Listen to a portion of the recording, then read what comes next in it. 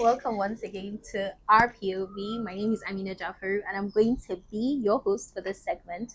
Today, we have another VIP guest, and it is none other than Mrs. Fatima Abass Hassan, who has worn many hats. And like a lot of our VIPs, she has such a cool track of events on her resume. But I want you to view a woman today, a woman who has worked in various managerial positions in the Nigerian Television Authority. She is a prominent journalist in Nigeria, and she was one of the very first presenters to wear hijab on screen. Look at me now, I'm represented too. So thank you so much, and welcome to POV. Thank you so much for joining us today, Wa. Well, it's an absolute pleasure to be here today. Thank you. My nerves, like I'm interviewing the interviewer. Oh, calm down. Okay, Ma, thank you so much for being here. How do you feel to be on POV? I think it's one of those opportunities where you reach out to people and people get to know you and what you have done. Yes, ma'am. So it's a privilege. And just to be clear, you know what POV is? I think I have a fair idea. Okay, so POV is point of view. Okay. So this is our point of view. Okay. So this is a Gen Z for Gen Z show. So I hope we're going to have a lot of Gen Z fun. Okay, well, so we like to set the tone in the Gen Z way, and so we just want to know the work that you've done, all the paths that you have traveled, how you've arrived here. How would you describe your work in a Gen Z term? We have a lot of Gen Z terms. Okay, I'm going to start. We have. Are you familiar with anyone? Not very familiar. Okay, so we have a lot of them. We have Omo, we have Clock It, we have we have Locking, we ate. There's a lot of them. So we ate is like, oh, my work is on point. It was really good. Or more like, or more, it was not easy. Or like Clock It because my work was really, really good. So Clock It. Okay, then so Clock It people. All right, thank you so much, Ma. So we're going to go into the first question for today. Okay. We know you started as a reporter for NTA Bauchi and rose to head corporate affairs. So what moments or decisions along the way shaped your journey the most?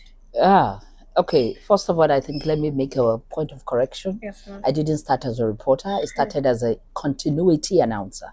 Wow. Yes, we're one of the first set of continuity announcers employed by the NTA as graduates. Before then, school dropouts. If you have a good face, a good voice, you're good to go. You're qualified. Yes, but they decided at some point that they needed more than a good face. They needed somebody who was intelligent, who could bring a lot of things to bear on the job. So they decided it was only graduates they would employ. Wow. So we're the first set of graduates to be employed as continuity announcer. Continuity announcer. Yes. Never heard of that. Yeah, and then of course I rose through the ranks from there to a reporter, newscaster. I headed a desk, and of course I reached the managerial level. I was in corporate affairs, yes, but ultimately I left NTA as the general manager. News 24. News 24 is the news platform of NTA, just like we have CNN. Yeah. Oh wow, that is amazing. That is such an excellent journey. Oh, that is beautiful. I'm inspired. Okay, so the next question is: as a woman leading in Nigerian media, what challenges tested you the most, and how did you turn them into growth? Oh, I think the greatest challenge being in the media is having to keep up with the job, the demands of the job, and then the home front. As at the time I was working, I think I was one of the first few to get married in NTA. So I had started a family. Sometimes they don't even understand. Yeah. You want to take care of your child. Yes. You work 24 hours, 7 days a week. Wow. 30 days a month. No public holiday. In fact, the demand is even more when there's a public holiday. Because people are at home, it means they need to be entertained and informed. Yes. So it was really tough keeping the two together. But I was very lucky. I think I had a very understanding husband. I had my relatives who were always there for me. You do travel a lot around the world, not even the country. So most of the time not around. So, but my siblings, helped me to balance up. They were always there to take care of the children while I was away, and my husband. was up to bit. Marry a good husband. Yeah, who understands. Okay, all right. Well, so we're moving to the next question. So, from reporting to managing top executives, what's the funniest or most unexpected thing that ever happened to you at NTA? Wow. I think there was a day I was reading the news. News is serious business. But there I was reading the news, and suddenly one of my earring just fell off and just hit the table, and the microphone picked it up. So in my mind, I'm torn between what do I do? What do I do? Should I stop reading, pick up my earring and put it back? How do I dissuade people from being distracted by what had just happened? Yes. Yeah. So I just said, okay, the best thing is just ignore it. I was so embarrassed and affected by performance. Your flow just yes, changed. it just yes, because I kept thinking about it. I had one earring. Were people watching? Could they see it? Yeah, it was so embarrassing. But it was later on I learned that such things do happen. Yes. It's only human. Yes. And there's a way around it. You can stylishly just be, oh, so sorry about In the that. moment, you were not thinking stylishly. No. I was off guard completely.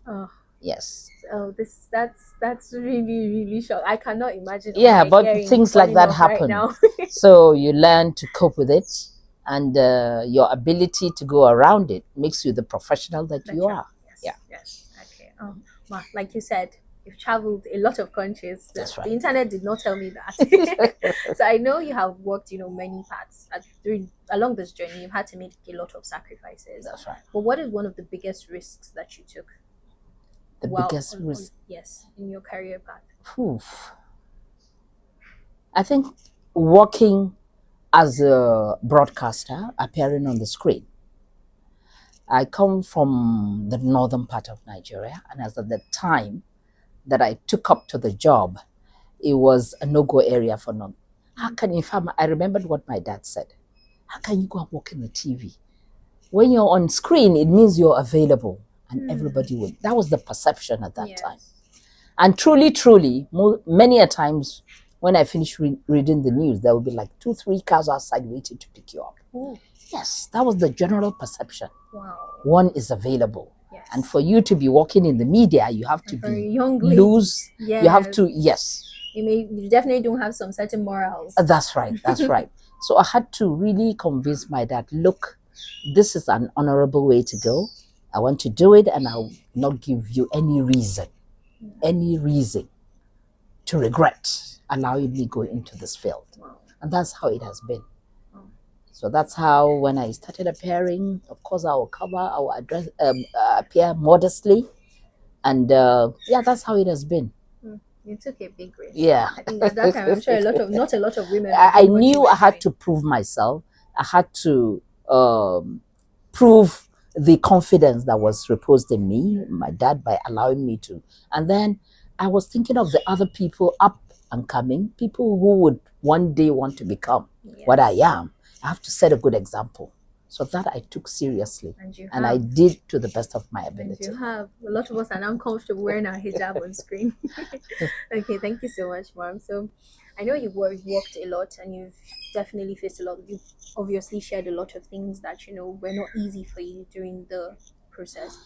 But when it got very difficult, I know you had family, but when it got so difficult and you just didn't know what to do and you wanted to take a break, Gen Zs, we call it soft life.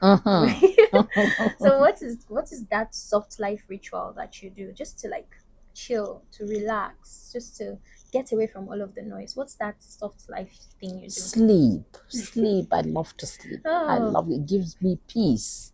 Yes, I shut out everything and everybody, and it's my time. Yes. So I sleep, I wake up feeling good about myself, refreshed and ready to start all over. Okay, then. Yeah. All right, sleep. People sleep. Okay, well, so we're coming to the end of this segment. So we like to ask our VIPs, what's one thing about Gen Z that they secretly admire? The one you don't want to talk about. The one you don't want to admit that I admire this thing about Gen Z. What is that one thing that you admire about Gen Z that you, on a normal day, you wouldn't admit? I think they embrace innovation. I like that about them. There's no one way of doing thing. Yes. So if this presents, a better way, why not adapt it? Yes. So I like that about them. Okay.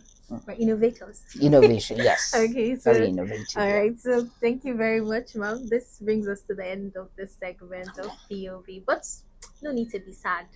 Game segment is coming on, so watch Wow. out, everyone.